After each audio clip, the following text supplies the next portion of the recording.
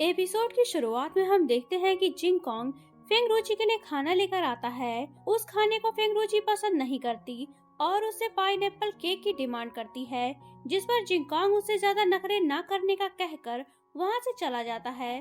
पर बाहर आकर उसका दिल नहीं मानता। वो केक की दुकान पर पहुंच जाता है, जहां काफी भीड़ थी। वो अपने पावर का यूज केक हासिल करने के लिए करना चाहता था, पर वो ऐसा नहीं कर पाता क्योंकि अब उसके पास पावर ना के बराबर थी। मजबूरन उसे भीड़ में घुसकर लाइन में लगकर केक लेना पड़ता है। पर उसका दिल तो तब टूट जाता है जब वो केक के डिब्बे को खोलकर देखता है, क्योंकि धक्का मुक्की में तो सारे केक बॉक्स के अंदर ही टूट गए थे। पर इस पर भी वो हार नहीं मानता। घर आकर वो फेंग रुचि के लिए एक नूडल बनाता है, क्योंकि उसे पता था कि फेंग रुचि को वो पसंद है। उसे खाना बनाता हुआ देख सीनियर मास्टर उसका मजाक उड़ाते हैं, पर वो उन्हें कोई रिस्पॉन्स नहीं देता। इधर पैलेस में दुख यानिन को किडनैप करके ले जाने वाला सोल्जर उसे ग्रीट करता है और मैडम जुआनजी के आने की खबर देता है। पर दुख यानिन, जो कि काफी गुस्से में थी, वो उसका हाथ पकड़कर तोड़ देती है, क्योंकि उसने उसी हाथ से मुयान पर वार किया था। इतने में वहाँ मैडम जुआनजी आती है और उसे उसके विंग्स में गोल्ड भरने का ऑर्डर देती है। उसका ऑर्डर मानते हुए दुख यानिन अपने विंग्स में गोल्ड भरने लगती है। इस प्रोसेस में उसे काफी दर्द हो रहा था। इधर जिंगकोंग का बनाया खाना फेंग रुचि काफी मजे से खाती है और उसके बाद वो उसे बेड टाइम स्टोरी सुनने की जिद करती है। उसकी जिद को मानते हुए जिंगकोंग सीनियर मास्टर के पास स्टोरी बुक लेने जाता है, जहाँ सीनियर मास्टर उसे रोमांटिक नॉवेल्स थमा देते हैं। बेचारा जिंगकोंग इस बात से अनजान कि उन बुक्स में क्या है, फेंग रुचि के पास आकर बुक्स को पढ़ने लगता है। पर थोड़ी ही देर में वो ऑकवर्ड फील करने लगा था। वो फेंग रुचि को खुद पढ़ने के लिए कहता है, जिस पर वो बोलती है कि मैं तो अनपढ़ हूँ। जिंगकोंग कहता है कि फिर तो तुम भूल ही जाओ। इतना कहकर वो सारी बुक्स लेकर वहाँ से चला जाता है। फेंग रुचि भी उसके इस तरह शर्माने को एंजॉय कर रही थी। इधर मैडम जुआनजी दर्द से तड़प रही दुख यानिन को एक पेन किलर देती हैं। यहाँ उसकी नजर दुख यानिन की कलाई पर पड़ती है और वो कहती है कि क्या तुमने ये उस मुयान के लिए किया है? कहीं ऐसा तो नहीं कि तुम्हें उससे प्यार हो गया? इस पर दुख यानिन इनकार करती है और कहती है कि मुझे उससे प्यार क्यों होगा। यहाँ हमें पता चलता है कि दुख यानिन को मैडम जुआनजी ने जानबूझकर मुयान के पास भेजा था, ताकि वो उसके सीक्रेट ऑर्गेनाइजेशन का पता कर सके। और उसी ने दुख यानिन से वे युआन तिंग के बेटे जाओ को मरवा कर उसका इल्जाम गोगोंग के बॉडीगार्ड पर डलवाया था, ताकि वो दोनों आपस में ही लड़ मरे। उसी ने 7 स्टार लैंटर्न को भी नेशनल टॉयस्ट को फंसाकर बुझवाया था, ताकि फेंग रुचि भी रास्ते से हट जाए। मैडम जुआनजी उसे मुयान से दूर रहने को कहती हैं, जिस पर दुख यानिन कहती है कि मैं उससे इमोशनली अटैच नहीं हूँ। मैं उसका यूज करके उसके ऑर्गेनाइजेशन सिल्वर विंग कैवेलरी को अपने साथ मिला लूंगी, फिर हम थ्रोन पर आसानी से कब्जा कर सकेंगे। उसकी ये बात मैडम जुआनजी को भी पसंद आती है। इधर फेंग रुचि खाने की तलाश करते हुए किचन में पहुंच चुकी थी। यहाँ उसे टूटा फूटा पाइनएप्पल केक का डिब्बा मिलता है।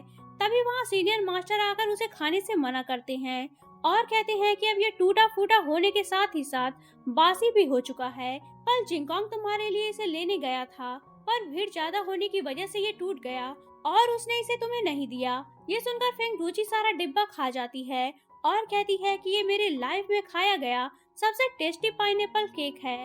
इधर मुयान का एक जासूस सिपाही उसे आकर बताता है कि रियल विंग प्रिंसेस अब भी जिंदा है। मैडम जुआनजी ने उसे छुपा कर रखा हुआ है। बहुत जल्द वो उसे थ्रोन पर बैठाएंगी। मुझे पता चला है कि उसका नाम दुख यानिन है। ये सुनकर मुयान थोड़ा हैरान हो गया था। नेक्स्ट डे जिंगकोंग एक बार फिर से पाइनएप्पल केक लेने गया था।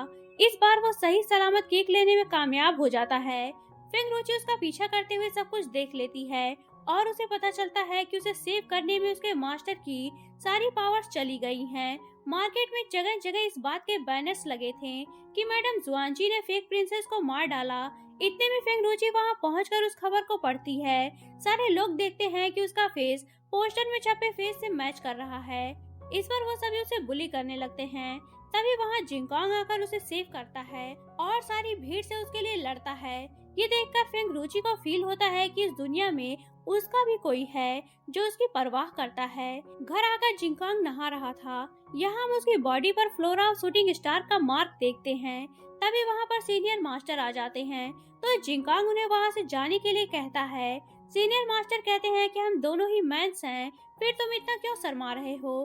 जिंगकांग अपने कपड़े पहनता है, तभी उसे वोमिटिंग फील होने लगती है। इसके बाद वो दोनों किचन की तरफ आते हैं तो देखते हैं कि फेंग रुचि ढेर सारा खाना खा रही थी। उन्हें देखकर वो कहती है कि आप लोग थोड़ा रुकिए, मैं आपके लिए भी कुछ बना देती हूँ। इतना कहकर वो आगे बढ़ती है, तभी उसका पैर फिसलता है और वो गिरने लगती है। इतने में जिंगकांग जल्दी से जाकर उसे पकड़ लेता है। ये देखकर सीनियर मास्टर सोचते हैं कि इसकी पावर्स वापस कैसे आ गईं। तभी उन्हें रियलाइज होता है कि फेंग रुचि के रिकवर होने से उसकी पावर्स वापस आ रही हैं। फेंग रुचि उसे हंसते हुए थैंक्स बोलने लगती है, जिस पर जिंगकांग रोने लगता है, जो कि काफी अजीब बात थी। नेक्स्ट सीन में सीनियर मास्टर कहते हैं कि तुम्हारे साथ कुछ अच्छा नहीं हो रहा। जब वो ज्यादा खाती है तो तुम्हें वोमिट होती है, वो हंसती है तो तुम रोने लगते हो, वो सोती है तो तुम जागते हो, चोट उसे लगती है, दर्द तुम्हें होता है। मुझे लगता है कि अब वो ठीक हो गई और तुम्हें अपनी स्टिक उसकी बॉडी से निकाल लेनी चाहिए। पर जिंगकांग इसके लिए एग्री नहीं होता।